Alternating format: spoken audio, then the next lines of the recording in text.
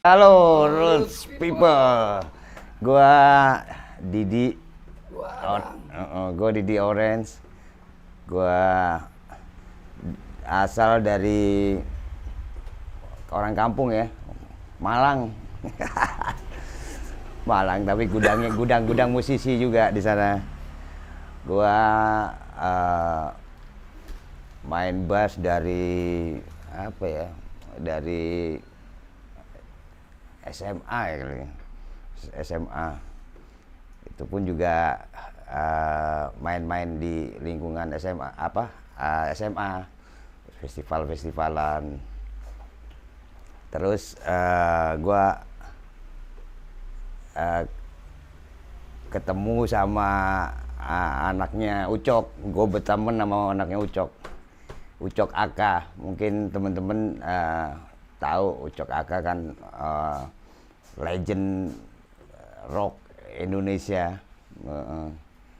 Terus di situ gue diketemukan sama si Adang. pertama gue main gitar. Ya. Main gitar kayaknya udah paling jago waktu SMA itu. Nggak taunya ada yang lebih jago. Dia Adang. Dan akhirnya gue tersingkir nih, maksudnya udah lu nggak usah main gitar katanya, lu main bass aja. Waduh, gue nggak bisa main bass, gue ajarin. Nah ini orang pertama yang ngajarin gue main bass ini. Kalau nggak, gue nggak pernah bisa main bass dan nggak bisa main gitar, atau kalau mungkin gitar juga mentok aja di kelas-kelas kampung kali ya. Tapi dia the best untuk main disuruh belajar terus leg. Ya mungkin legnya kan lu, gue manggilnya dia leg dulu karena kenapa nama nasinya Didi, cuma semua orang gue panggil leg, jadinya gue sendiri yang dipanggil leg. Alek gitu. Jadi gitu, gue belajar dari Adang main bass. Wah sudah kita gue main sampai Adang juga ini orang yang paling tekun. Salah lu, jangan main gitu, ada kontranya gini. Waduh, apaan lagi kontra nih? Ini kalau main di sini lu pencet ini pasti masuk. Oh iya. Ya Dang kan gitu Dang. Sekarang dia guru saya main bass. Ya gitu, sama kayak Didi. Berangkat dari festival. Mau pada waktu itu masih main bass. Begitu ada salah satu festival di Bandung, band-band gue itu ikut festival itu. Salah satu jurinya banyak ya, masuk. 45 ya. Jurinya ada almarhum Mus Mualim, ada almarhum Hari Rusli, ada almarhum segala. Salah satunya almarhum Ucok Aka, pemain bass. Nggak disangka, nggak tahu dari mana judulnya, malah dapat the best bass. Gue bilang kacau ini main bass, salah juga, masih the best bass. Situlah pas pembagian hadiah, piala dan sebagainya, pas the best bass yang ngasih piala Ucok, dia sambil bisikin, gue pikir bisikin apa, ntar jangan pulang dulu ya. Wah, di Bandung, itu udah selesai, udah dua, kamu mau nggak gabung sama saya? Kata teman-teman, udah ada kesempatan katanya. Bukan udah ngerintis ini sama teman-teman band di Bandung. Begitu dia ambil Ucok, lu ikut kesempatan. Waduh gimana ya? Ya udah akhirnya gabung sama Ucok. Awalnya berangkat main bass di Bandung. Singkat cerita udah dibawa ke Malang lah. Baru dapat sebulan sama grup itu, pemain gitarnya cabut. Ada kerjaan yang lebih menjanjikan. Dia kerja di kapal pesiar, mainlah gitar. Ini ya main gitar juga, gitulah. Waduh, pemain bassnya siapa? Ya itu tadi kata anak kampung situ, ada Mas, anak ini jago main gitar, siapa? Tak cari, lagi main bola, dia pemain bola. Timnas nih. Mana anaknya itu? Yang mana itu? Lah, ini bukan pemain band, aku bilang pemain bola. Iya, dia jago main gitar. Udah sini tawangin, kenalan sama Didi. Gini. kamu bisa, wah saya nggak bisa main bass. Udah ayo bareng ya. Itu tadi sejarahnya. Ya gitu, udah gitu kita sempet jadi apa dang playernya atau Ucok Aka dulu pernah bikin band ya, band itu kayak Ucok Aka NS Gang dulu. Terus di situ salah satu personilnya ya ada Bakar ya, ada Bakar, ada Adang, terus ada lupa lagi siapa aja sih. Keyboard Asep. Asep, iya. Yes, pokoknya itulah teman-teman itu. Yang salah satunya juga pemain drumnya yang pernah merintis sama gua main band di sana.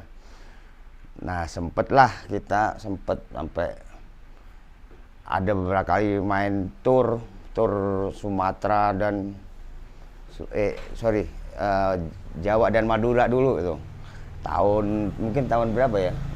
80, 45. Iya. Iya, 85 mungkin ya. Sorry.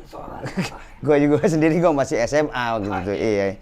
Jadi mungkin 85 kali. Disitulah ada cerita menarik juga waktu kita pernah tur itu. Jadi ada sempet kita main di Banyuwangi apa Jember gitu. Terus Ucok sempet jatuh. Dia kan banyak gimmick tuh. Banyak gimmick. Jadi banyak gimmick itu dia sempet nyanyi pakai troli atau sempet nyanyi diikat ininya. Nah, sempet mati macam-macam, tapi keren, gimmick-gimmick itu keren. Emang dia itu bisa bikin histeris atau bikin sesuatu pertunjukan yang lain, beda gitu. Pengalaman berharga dari gua berguru sama berapa tahun gitu sama Ucok itu, wah gila, emang bener sangat-sangat menarik. Jadi sampai kalangan kalayak itu, sampai juga pers pun juga bisa dibikin heboh. Satu Jawa Timur sempat heboh gitu. Jadi dia sempat jatuh. Waktu main kita bawain lagu apa tuh, Sahabat Bani Sahabat itu. Sampai tengah-tengah kita tetap main. Sampai atas sedetik 2 detik tali putus. Tapi band tetap main. Band tetap main. Dipikir kan gimmick itu. Sama penonton gimmick. Dong, hanya gimmick. Wah, Ucok jatuh dari pinggir panggung, pinggir stage langsung ke stadion gitu kan. Dipikir gimmick, padahal insiden. Padahal itu kecelakaan. Tapi seru itu, seru. Nah, next berikutnya kita si Ucok ke rumah sakit. Rumah sakit. Jadi buat gimmick lagi, gilanya itu lagi. Buat gimmick lagi. Dia ke rumah sakit, menghubungi rumah sakit, dia minta ke panitia, gua besok mau ke stadion, sediain ambulan, sediain kursi roda, mesti dibalut kayak mumi.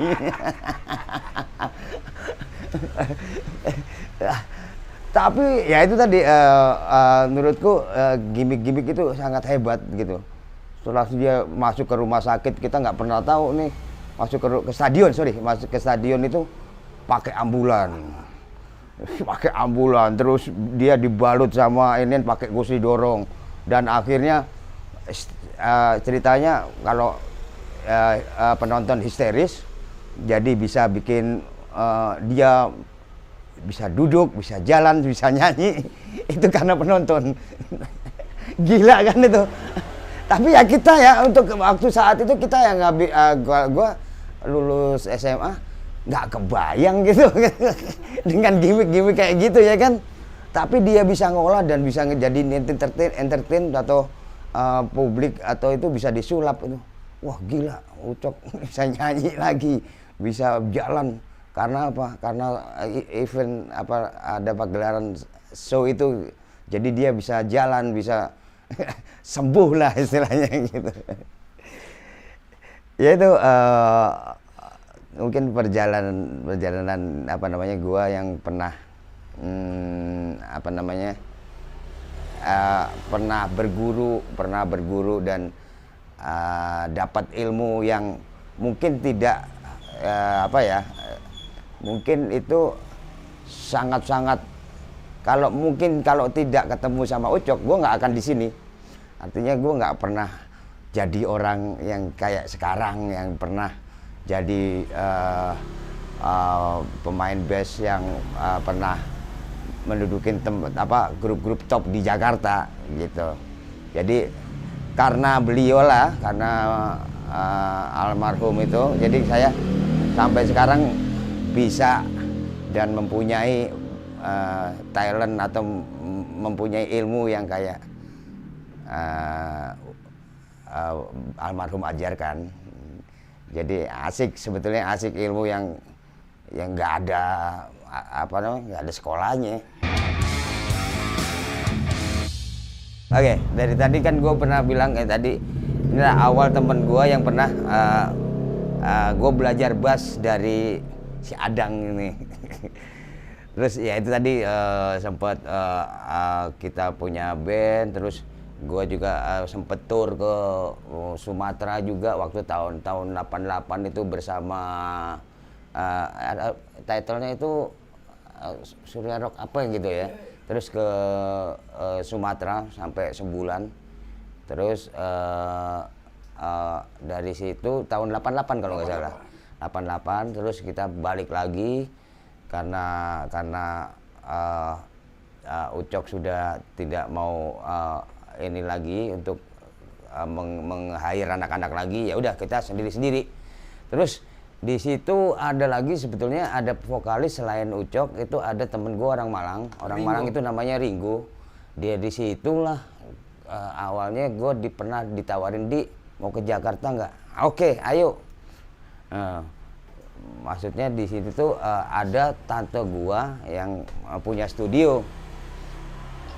Terus nanti lu coba aja ngobrol sama tantenya. Akhirnya gua akhirnya ngobrol lah sama telepon.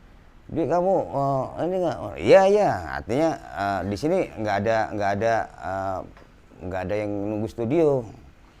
Nggak ada yang nunggu studio. Terus saya tahun 88 akhirnya saya okein karena aku pikir di sinilah titik awal dari gue punya karir, artinya gue bisa berkembang. Nah dari situ gue ke Jakarta, berangkatlah gue ke Jakarta. Gue nggak tahu siapa, akhirnya gue dikenalin sama temen gue, kan diantar sama temen gue tuh dari Malang tuh, namanya Ringo. Ringo itu seorang vokalis juga ini. Terus kenalin, ini omku namanya Om Iwan. Nah, ini tanteku namanya Mafagi. Nah, dia punya studio yang bagus pada saat itu tuh, yang aku bilang sih semua alatnya lengkap. Terus untuk seorang keyboardis pasti dimanjakan, seorang gitaris juga dia juga dimanjakan juga, soalnya banyak gitaris, banyak drum juga bagus. Jadi standarnya standar ke atas. Nah, studio itu namanya One Feel, pemiliknya Om Iwan.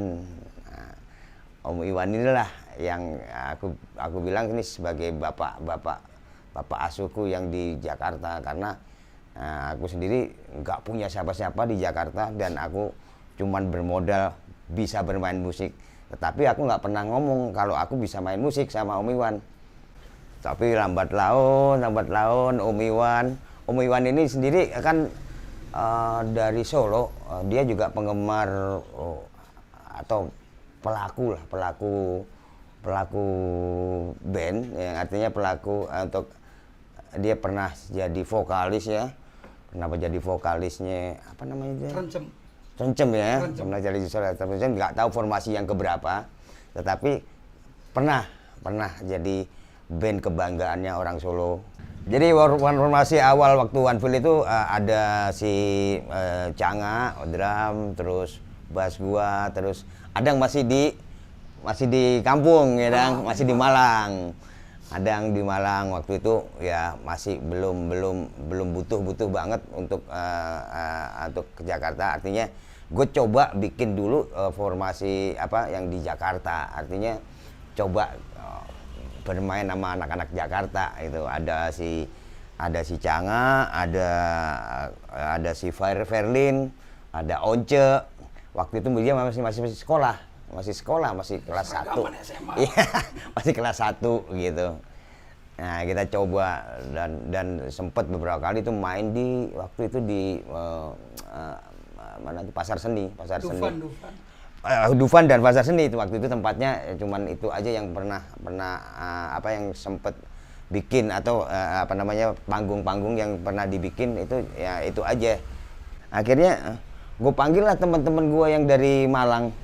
Ya di situ ada Bakar, ada Adang ya Dang.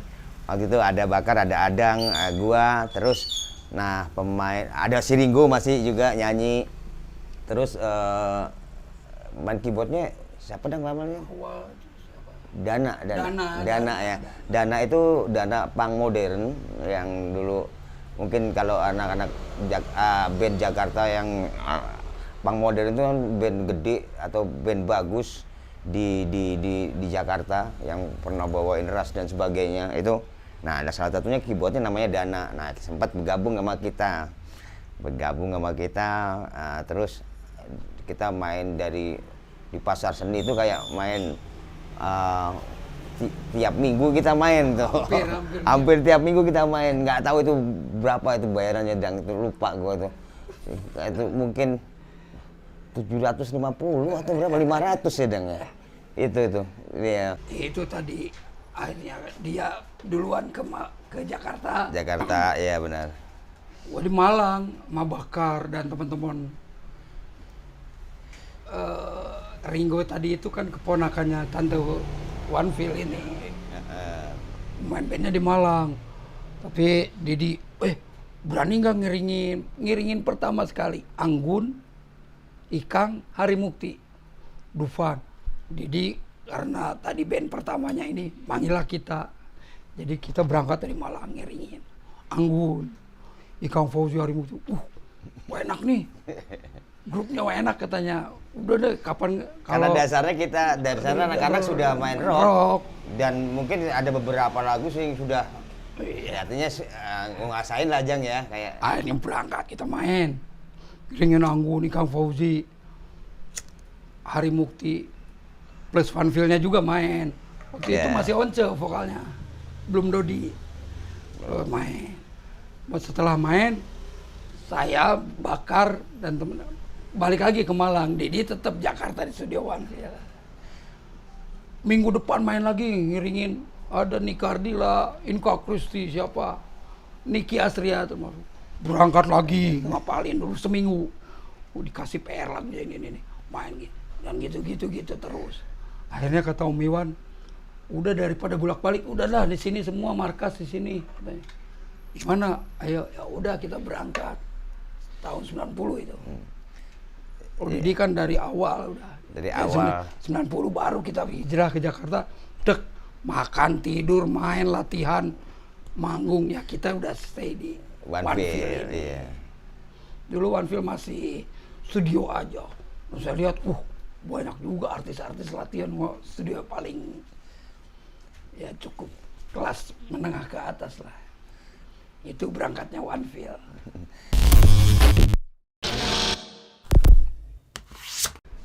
Drummer kita udah meninggal duluan.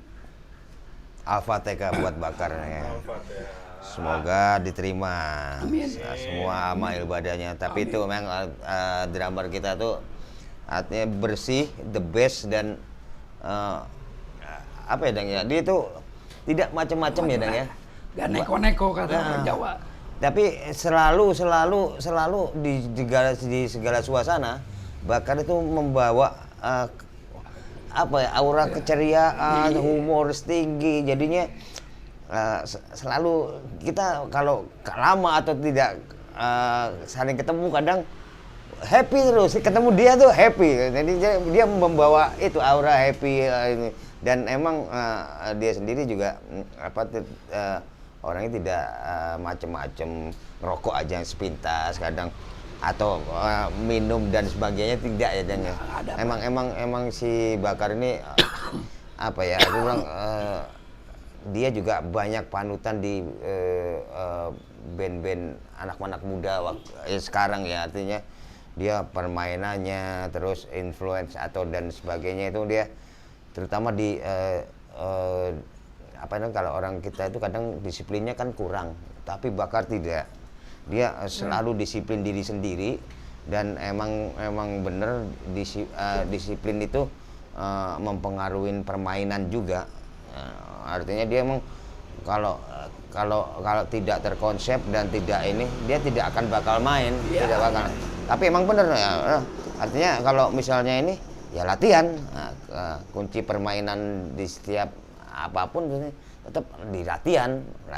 Dia tidak mau, pokoknya dia harus istilahnya udah 2-3 kali main, 2-3 kali latihan, enggak, Bakar mesti ini harus 5 kali latihan, kayak gitu. Dia memang perfeksionis orangnya, dan memang sampai sekarang pun juga gue banyak pembelajaran dari dia yang tidak gue dapat dari orang, tapi dari temen gue sendiri. Alhamdulillah gue bisa dapat pelajaran dari dia. Ya kayak gitu, dan dari dalam urusan kayak lagu juga, perbendaharaan lagu atau cara ngapalin lagu kayak gimana atau gimana ya Dang? Ceritain Bakar dong. Keren. Ceritain Bakar. Ya, sempat kalau main sama si Bakar tuh. Ya gitu, bener kata si Alek ini. Enggak, latihan ada 5 lagu, 1 lagu belum rapi, jadi hari itu latihan cuma 1 lagu itu, karena belum rapi itu. Menurut dia, udah kayak gua kan, udahlah kalau nggak hafal melodinya terlalu susah gitu lagu orang, udah gua improv aja. Tapi dia harus bener di patternnya dia gitu. Itu Bakar gitu, harus begitu dia. Gila dia Bakar. Kalau karena suami istri bass sama drum, jadi kalau dia ngelelet atau giliran dia yang lu nggak gitu, segini ada sih bikin lagu begitu. Jadi emang kalau anak-anak kan session player aja. Kalau gua itu di Onefield itu pegawai dan session player, yang artinya di situ segala sesuatunya, alat-alat band semua itu tanggung jawab gua.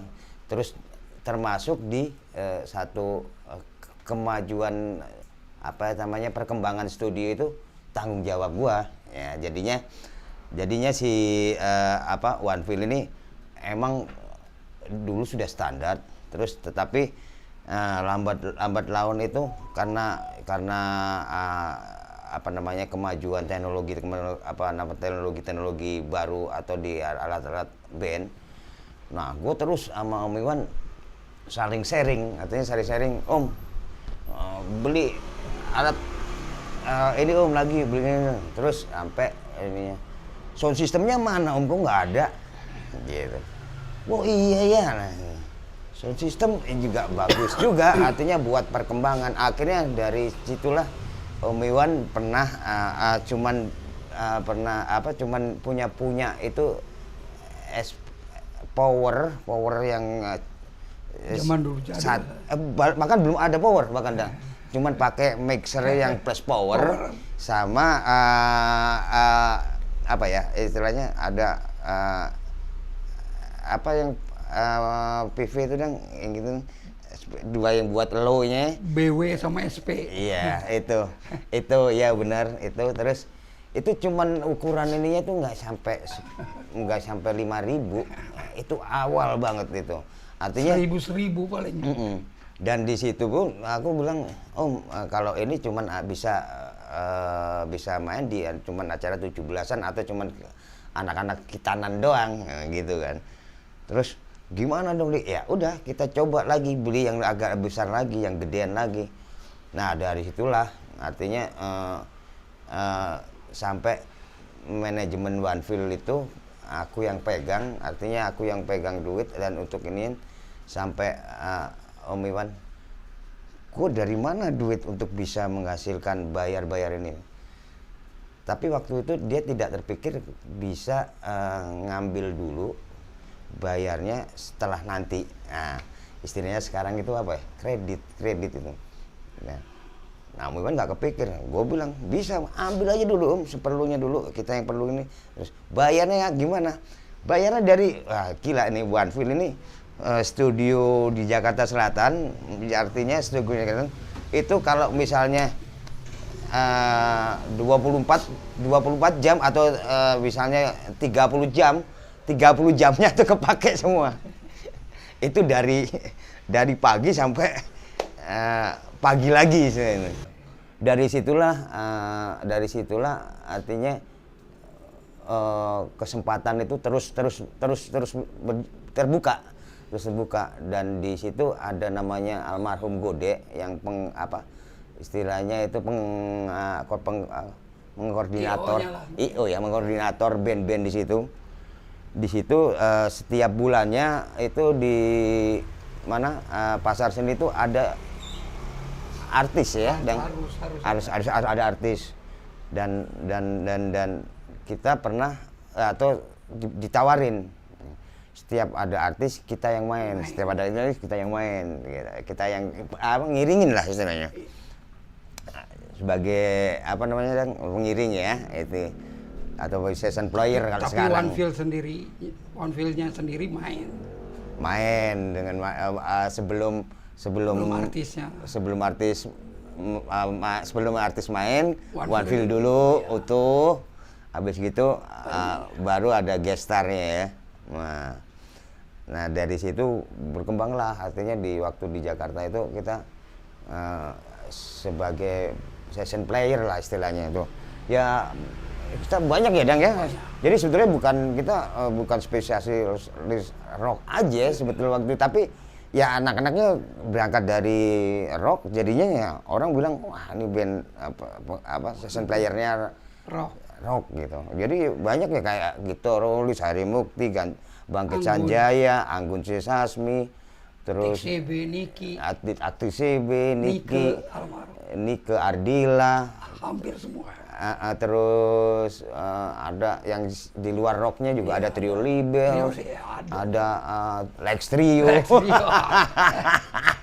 yang populer sikat. Terus ada satu inian juga Om Iwan sempat bukan ini, ada beberapa band-band legend waktu itu kayak Sawung Jabu dan itu bikin latihan di situ tiap hari. Suami. Nah Suami itu salah satunya latihan bikin lagunya di One Feel. Bikin lagunya di One Feel dan ngasih namanya di One Feel juga. Jadi itu Suami yang hitnya yang Bongkar atau Bento itu waktu itu Iwan udah naik duluan. Tapi karena ini si Jawung Jabu itu teman-temannya Iwan, jadi mereka berkolaborasi tapi kolaborasinya bagus, istimewa gitu. Akhirnya terbentuklah Suami, ya itu dibentuk di One Feel. Pernah Om Iwan nanganin PRJ itu. PRJ itu sampai beberapa paket itu Om Iwan yang atur tuh.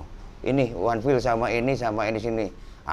Di situ juga pernah ada juga dari zaman PRJ di Monas loh.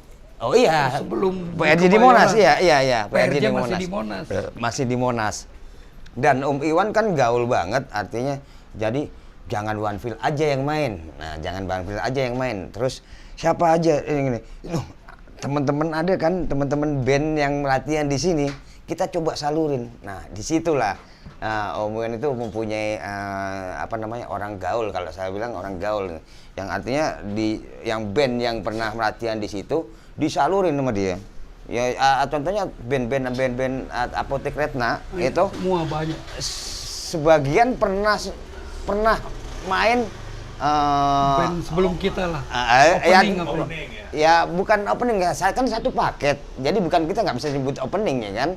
Jadi satu paket itu ada berapa itu band ini, berapa band yang artinya band yang idealis, terus yang nanti penutupnya dan ininya gestar gitu. Apa? Jadi gua nggak bisa bilang itu sebagai opening, tidak karena Paket lah. satu paketan itu. Kadang teman-teman apotek itu ada yang bawain Guns, ada yang bawain Sex Pistol, ada bawain apa namanya kayak apa namanya Death Angel, terus apa Om Iwan dikasih kesempatan biar artinya jam terbangnya apa namanya frekuensinya bisa nambah terus. Waktu tahun berapa yang Lox Labor itu 90 akhir. 90 akhir ya apa pokoknya Lox Labor keberapa itu kita coba ikut One coba ikut festival rock Labor se-Indonesia itu tahun itu terus 91 sih 91 dong. Ya, Kalau mulai festivalnya 90 akhir Desember. 28 Desember. Iya. Ya. Pokoknya di situ kita coba waktu itu kita One punya vokalis bagus dulu sebetulnya sekelas Once, terus Once-nya tidak mau untuk festival. Nah, kita coba cari lagi, terus ada temen gua namanya Dodi Katamsi juga yang sekarang jadi orang ya pokoknya jadi gurunya orang vokalis sekarang ya. Tapi dulunya kita sempat berangkat bareng sama Dodi. Terus tapi Dodi waktu itu tidak mau juga atau tidak berminat dalam kompetisi festival itu. Akhirnya kita coba cari, dapatnya cewek gitu dia. Dapat cewek kita dapatnya sama Putri namanya. Ya Putri. Terus kita berkompetisi lah kalau di tingkat Jakarta itu kita kompetisi di mana Dufan waktu itu kalau nggak salah. Dufan. Dan kita sempat terus juara 1 ya juara 1 untuk wilayah Jakarta itu. Juara 2-nya Wizkid, juara 3-nya kalau nggak salah Brawijaya ya. Yang dikirim cuma dua wakil waktu itu. 2 wakil ya, kita berangkatlah ke Marang untuk semifinal istilahnya di tahap kedua buat itu. Dan tahap kedua kita tidak lolos di grand final karena di Jakarta di setiap kota cuma harus cuma satu di setiap kota diambilnya 1. Jadi kita tidak lolos waktu itu di Onefield, nggak lolos ke Embong Malang itu apa namanya ininya itu tempat Ghost Skate ya, Ghost Skate Embong Malang itu tempat festival tempat final festival itu. Nah, kita mentok di semifinal waktu itu ya. Nah, terus disitulah ada beberapa band atau beberapa band gede waktu itu nawarin. Tapi sebelumnya gue ada temen juga yang punyai sempat latihan di Onefield dan formasinya itu ada si Irfan, ada si Bakar, ada si Seto. Nah, bertiga ini bikin band thrash, tapi waktu itu tidak ada pemain bassnya. Nah, gue sempat menawarkan diri, bukan saya ditawarin, tapi saya menawarkan, kok nggak ada pemain bassnya? Kan lucu, pemain bass main band nggak ada bassnya. Nggak apa-apa tapi lu mau bantu gue untuk ini? Ya udah, lu yang main bass. Nah, mainlah gue main bass waktu itu. Band ini namanya band yang dibikin Irfan itu namanya Rotor. Dan awal sekali Rotor main itu sama gua. Nah, waktu itu mainnya di Bogor. di Bogor. Di situ banyak lah, ada akhirnya ada Suckerhead, ada Suckerhead waktu itu dibantu sama gitarisnya, karena Irfan dulu sempat sama Suckerhead, tapi Irfan bikin sendiri, akhirnya kosong di Suckerhead. Suckerhead dibantu oleh Jaya. Suckerhead dibantu oleh Jaya. Ketemulah gue Jaya sama di situ. Jadi gue juga gue main rotor. Jadi gue main rotor. Yang lucunya main bawain 6 lagu, 2 lagu Sepultura kalau nggak salah, 4 lagu sendiri yang belum ada liriknya. Gue bilang gila lo, nggak apa-apa, lirik nyusul. Tapi ya itu tadi namanya Irfan yang punya ini, kita hargain, kita ini, yuk ayo kita main. Karena sebetulnya sih kekuatan Thrash waktu itu kan di samping lirik kan emang musiknya dengan power, dengan ritme, dengan dinamiknya yang lain. Tapi sambutannya gila. Tahun berapa ya? Gue lupa tahun berapa itu. Karena di situ ada kekosongan pemain bass. Karena pemain bassnya waktu itu terkena tersangkut masalah itu kan, tersangkut masalah itulah, artinya sama orang tuanya dibuang dia. Gue bilang dibuang karena dibuang itu di sekolah di Jerman dang ya, biar apa, dia tidak tersangkut narkoba lagi gitu, tidak tersangkut narkoba lagi, dia dibuang di Jerman. Nah gue masuklah di situ sama Rox itu. Jadi gue di tahun, gue lupa tahun berapa ya, tahun 90-an juga kayaknya. Ya. Itu jadi gue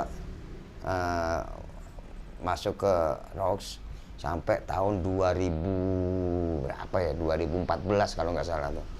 Ya, jadi sempat Rox itu tidak sampai klipnya waktu Black, album Black itu, klipnya itu Mono tidak pernah ikut.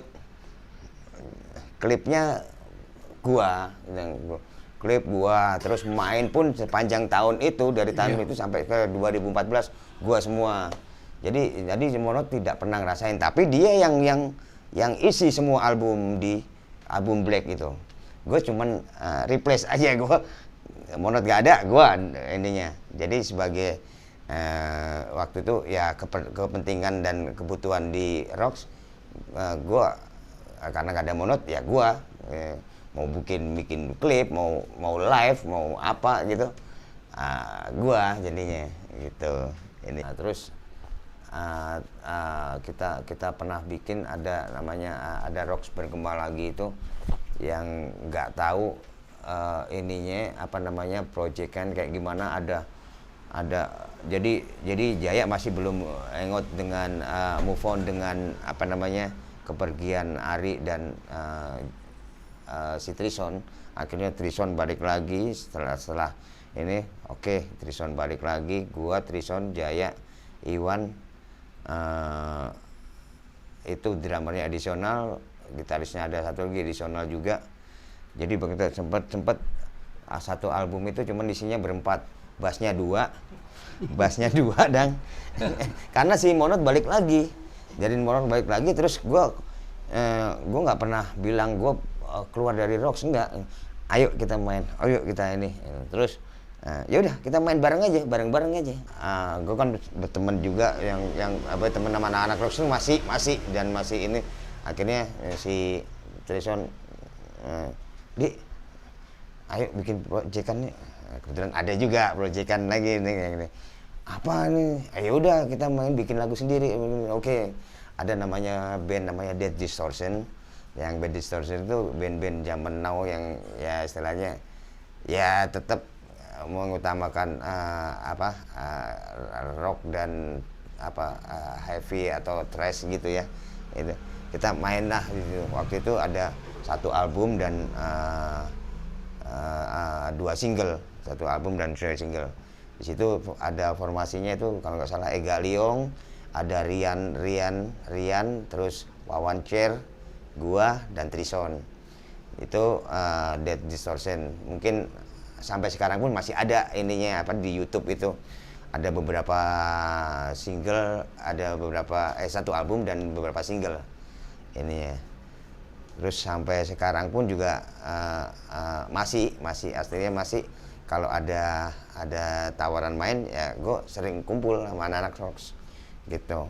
Mungkin Adang juga ya kan gitu Dang. Lo ada setelah One Feel apa Dang? Setelah One Feel vakum atau setelah One Feel bubar atau bukan bubar ya Dang? Bukan bubar, sibukan sendiri-sendiri. Ya, sibukan sendiri-sendiri ya kan? Ya kebetulan gue juga ada band di kafe gitu. Sebelum pandemi sampai habis pandemi masih main. Band yang sekarang di kafe Katara namanya. Ya udah main aja, ngalir lah sesuai dengan kebutuhan. Tapi sebelum juga ada kandang ya tadi sebelumnya ada sempat temen nanya Dang, wah Dadang kemana nih? Oh sempat nggak main band. Oh iya sempat nggak main band. Abis gitu terus ngapain Dadang? Oh sempat jadi soundman ini itu ya kan gitu. Artinya waktu itu kan ada lagi nggak main. Wih bantuin nih. Kayak dulu sempat Siro. Bumerang. Dang, ini tolong bantuin anak-anak. Bantuin apa nih? Ada soundman yang main kemana itu waktu itu Soundrenalin kemana? Ya udah gue bantuin soundman. Jadi soundman ya artinya kan waktu itu sempat di belakang layar artinya tidak sampai teman-teman banyak yang nanya Dang, oh, Adang mana? Udah nggak main band lagi terus ngapain? Jadi di belakang layar atau sebagai soundman. Nah, itu juga kadang itu dari apa namanya? Dari ilmu atau apa dari pengalaman di One Feel juga. Artinya dari One Feel ini banyak menghasilkan. Udah ada band gede nih main Java Jazz. Waduh, Java Jazz. Iya katanya Adam bisa nggak sound? Waduh, ya ayo berangkat aja. Udah di belakang aja. Tapi makanya di sini banyak kadang gini apa namanya? One Feel sendiri itu bukan sekedar studio musik, bukan sekedar juga menghasilkan banyak pemusik, tapi menghasilkan soundman. Kalau tidak percaya atau kalau enggak ini, coba banyak anak-anak yang sekarang ini di kayak Republik Cinta masalahnya atau mana lah gitu. Pasti lulusan One Feel. di situ banyak ya kayak ya mungkin mereka tidak pernah ngeklaim gua orang One Feel enggak, tapi kita tahu lu kan dulu belajarnya sama One Feel, jangan ini lu nggak bisa ngeles dia lu. Nah gitu kadang emang bener. Tapi itu satu inian yang keren di situ. Jadi One Feel bener-bener apa Dang namanya bukan satu studio aja. Di situ banyak menghasilkan apa namanya banyak yang bisa ditarik atau banyak dari pengalaman yang diambil dari One Feel itu.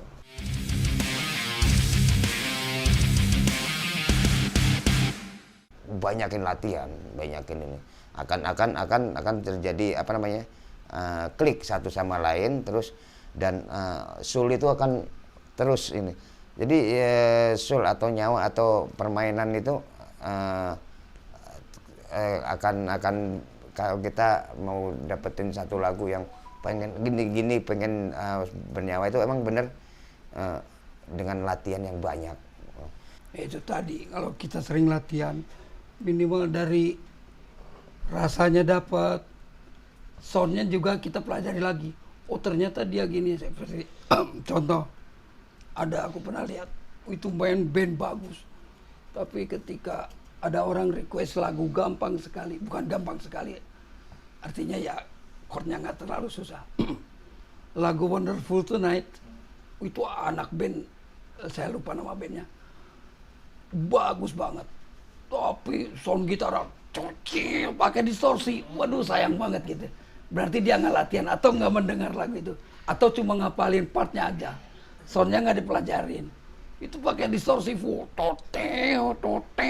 lagu Wonderful Tonight Eric Clapton itu lagu gampang. Nah di situ dulu juga mungkin gue juga pernah gitu. Berarti penempatan deh, penempatan dan momen apa terus satu. aku pelajari dia nggak ada distorsinya, kita berusaha cleannya yang sebagus mungkin, walaupun mungkin belum sama, minimal mendekati, maksudnya itu. Buat anak-anak sekarang mungkin itu aja. Semoga aja Roots People bisa ngambil dari sisi bagusnya aja, jangan sisi jeleknya ya. Mungkin sisi bagusnya aja yang pernah kita alamin atau yang kita pernah lakuin di masa-masa gua ya artinya ya kan. Ajang silaturahmi buat kita lebih dekat lagi. Ajang silaturahmi buat para musisi terutama ya, dan para people ya, Southern Heavy Roots People. Kita ajang silaturahmi buat saling sharing aja di sini. Oke, itu aja buat kita. Lanjuti. Ya, semoga sukses terus ini acara ini channel, jadi semoga banyak followers juga di sini. Jadi ikutin terus. Mungkin masih banyak lagi teman-teman gua akan berbagi pengalaman dan berbagi ilmu untuk teman-teman yang mau mengambil atau mendengarkan atau mau ikutin acara atau channel ini terus. Oke, sukses terus buat Roots People.